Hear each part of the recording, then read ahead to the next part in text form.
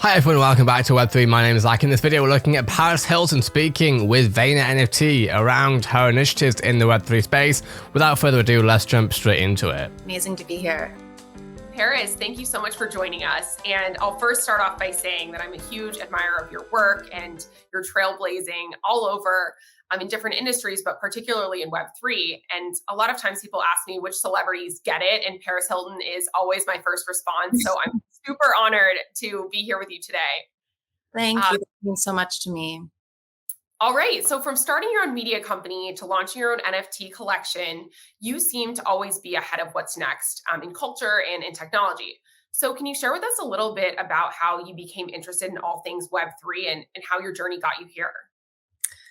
Well, I've always been an undercover nerd, and I've always been obsessed with technology. And I got involved into the crypto space back in 2016 when I had dinner with the founders of Ethereum.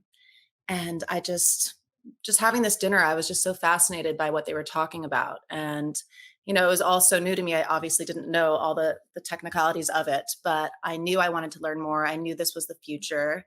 And then getting involved into the NFT space, that was back in 2019 when I was approached to do my first NFT for charity.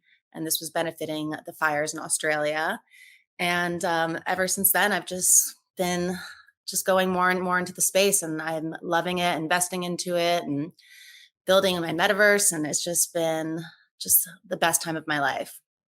And it's just getting started. So you said you started investing in crypto in 2016, so pretty early on. Vitalik is a legend. For anyone who is not familiar with him, check him out. His content is, one, incredibly inspirational, and two, incredibly entertaining, and three, incredibly educational. So Paris, you've invested in a lot of crypto startups as well. Can you tell us a little bit more about that and what you look for when you're investing in some of these startups? I really look into founders who have a vision, people that I really believe in, people who I think are good, kind people who want to give back to the community and are doing things that are innovative and interesting. And that's why I was really drawn to Origin Protocol right from the beginning. I was going on Clubhouse basically every single night during the pandemic and just meeting so many different people in the community. And I started talking with them, with Josh and Matt, and I was just blown away by what they were doing. And I invested into them, and I am their chief inspiration officer as well. So I love people who really want to give back to the creator. I think that's so important. And also investing into genies because I love avatars, I love the metaverse, and so many other different projects. So it's just, I just want to really work with people that I believe are trying to bring good to the space, because unfortunately in these spaces, there are certain people that come in and they're being greedy and they're only thinking of themselves. And I don't want to be associated with those type of people. I want to really just be a part of things and share my platform and my voice with those that are doing good for the world.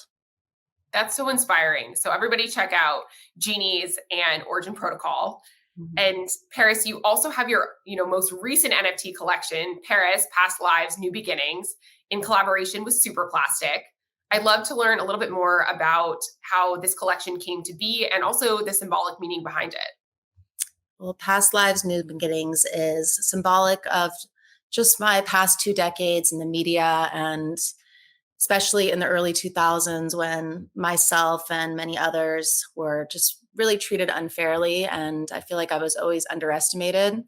And now I've really taken back my power and going to Washington, D.C. and becoming an advocate and fighting for change to stop the abuse of children. And I really believe by telling my story and what I went through that, the truth will set you free. And those were just symbols of those pieces. And then I also did my Polygon piece, which I set the price point at $11.11 because I wanted it to be accessible to others and to my fans.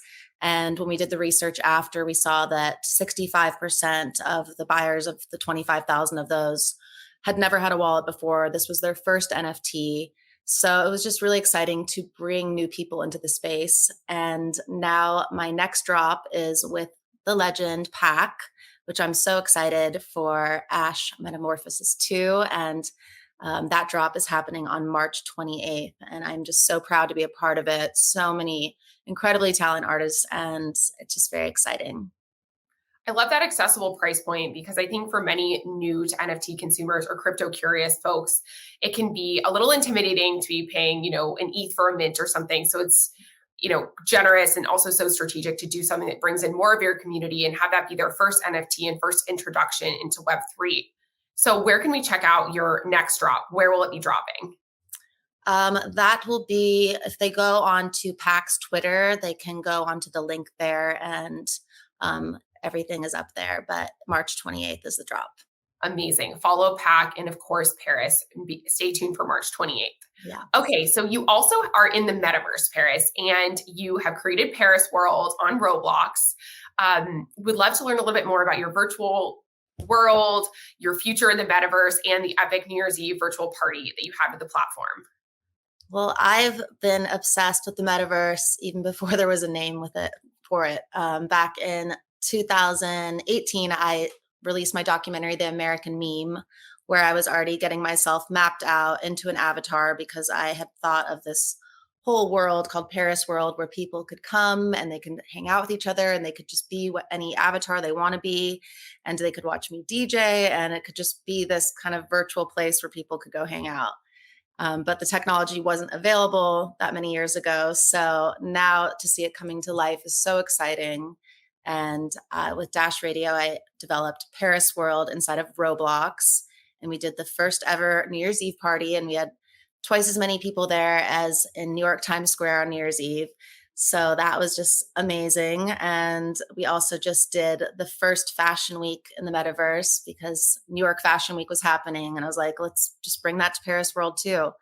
Because I really want to bring as many in real life things to the Metaverse as well, because not everybody gets to experience certain types of experiences. So Yeah. I really love just bringing my world into the Metaverse. And now I was just at South by Southwest for Sandbox, and I DJ'd their event there. And now we are going to be building a Paris World inside of there.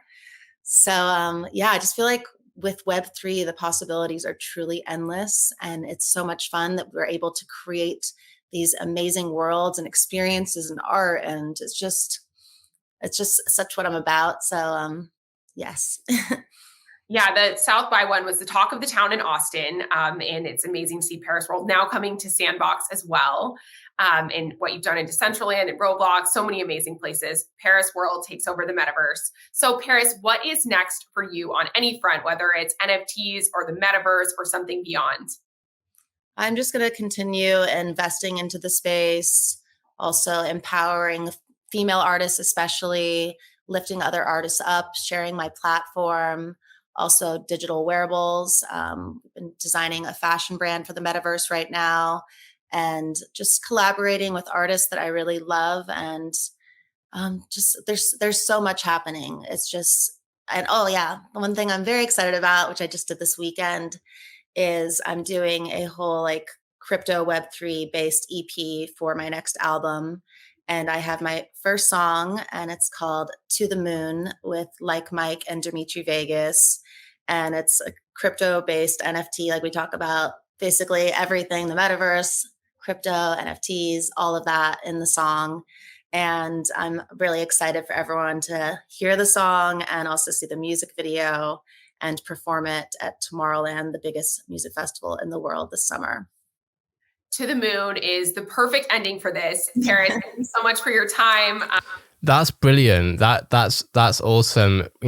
What I just heard there, and I've been aware of Paris's sort of being. Am I in focus? I think I am. I'm aware of Paris's sort of ventures into Web3 as I've been covering it on this channel, which you can see her Twitter Spaces talks where she's spoken, about her super plastic collaboration, and of course her world in the Metaverse with Paris World, etc. Very, very interesting stuff. And this is the stuff that you need to be able to do. You need to involve yourself if you're going to take something on like this. Web3 is such a large world and it's so multifaceted that realistically, and it's so nuanced, that you have to learn by doing. And realistically, I've seen both people being incredibly excited for Paris, but also people being incredibly not so excited for Paris.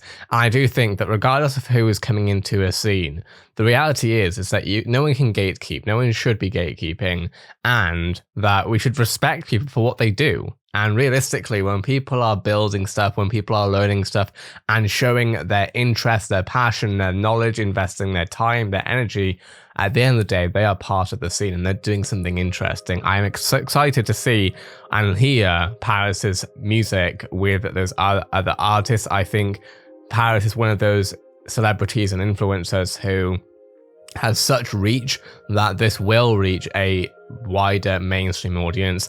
Many people don't even know what an NFT is still, and that's brilliant because it means that whilst you do have a lot of people who are definitely opponents to Web3, at the same time, when you have so many people who don't know what it is, and then you have people like Paris and hopefully more people, we see Snoop obviously also taking part in stuff, hopefully we'll see more widespread adoption where people become proponents before they become opponents of Web3. And of course, even opponents can become proponents, right? Realistically, through education and learning. That being said, what are your thoughts? Let me know in the comments below. What did you take? Have you bought any of Paris NFTs? Are you following Paris? Do you know anything about what has just happened to you? Would love to hear your take. With that being said, this is the Web3 channel covering everything happening in the Web3 space, from crypto, NFT, and Metaverse news. For anything and everything on the list, make sure to subscribe. Have a great day, everyone. I'll see you in the next Web3 video.